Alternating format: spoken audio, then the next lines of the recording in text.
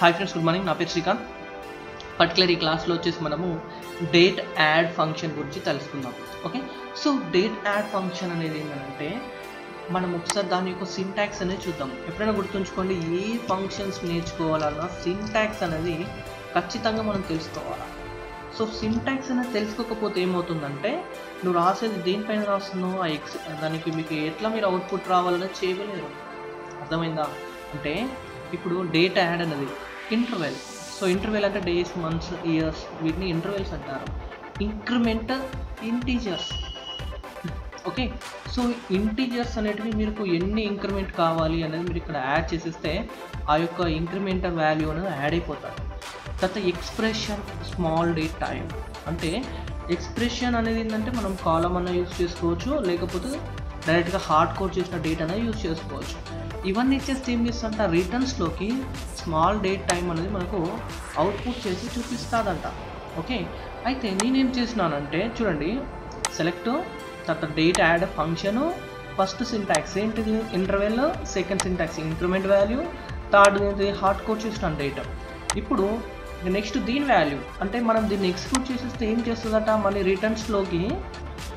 రిటర్న్స్లోకి దాన్ని increment value add చేసేసుకొని మనకు అవుట్పుట్ ఇచ్చేస్తుంది. అంటే ఇక్కడ మనకు 10 ఉన్నది కదా డే, ఆటోమేటిక్గా 2 యాడ్ అయిపోయినది.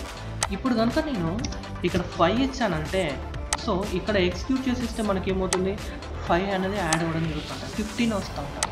అదే కనుక నాకు మంత్స్ యాడ్ చేయాలి అని అనుకుంటే మంత్ అంతే, జస్ట్ ఇక్కడనే సేమ్ మంత్ ఇచ్చేసి మళ్ళీ ఎక్స్క్యూట్ చేసేసినట్లయితే డైరెక్ట్గా మంత్స్ యాడ్ అయిపోతాయి. చూడండి 10th మంత్లో చూపిస్తూ ఉన్నది.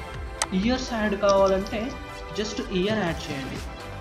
ఓకే, ఇయర్ యాడ్ చేసేసినట్లయితే మీరు డైరెక్ట్గా ఎక్స్క్యూట్ చేసేస్తే మీకు అవుట్పుట్ వచ్చేస్తుంది. ఎప్పుడైనా గుర్తుపెట్టుకోండి, ఈ ఫంక్షన్స్ అనేటివి యూజ్ చేస్తామంటే దాని సింటాక్స్ను మీరు పర్ఫెక్ట్గా ఫాలోఅప్ చేయాలి. పర్ఫెక్ట్గా ఫాలోఅప్ చేస్తేనే నీకు అవుట్పుట్ అనేది రావడం జరుగుతుంది. మనం సింటాక్స్ని ఫాలోఅప్ చేయకపోతే ఏమవుతుందో అంటే మనకు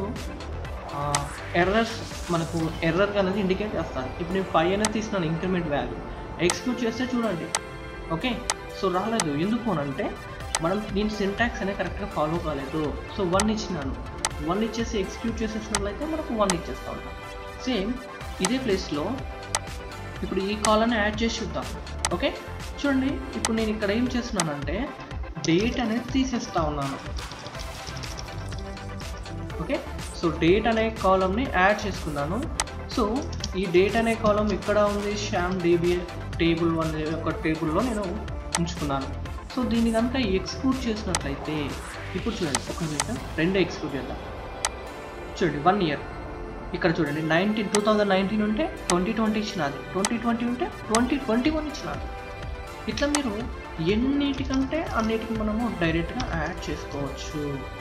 ఓకే, దేనితో డేట్ యాడ్ అనే ఒక ఫంక్షన్ తోటి మనము యాడ్ చేయవచ్చు.